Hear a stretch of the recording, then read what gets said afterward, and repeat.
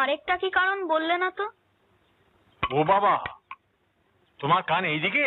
হ্যাঁ বাবলু বাবু, বলছি শোন, তুমি খুব মজা পাবে।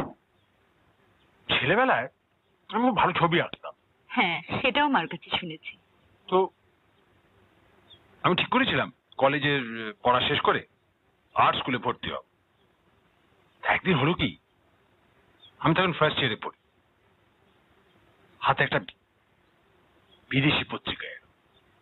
খুলে দেখি পাতা জোড়া বাইসনের ছবি, ফটো নয়, হাতে আঁকা। বাইসন কাকে বলে জানো তো দাদু? হ্যাঁ, মাথায় শিং আছে। হ্যাঁ, সে শিং বাগিয়ে চার্জ করছে। জানো মা, সে এক আশ্চর্য ছবি।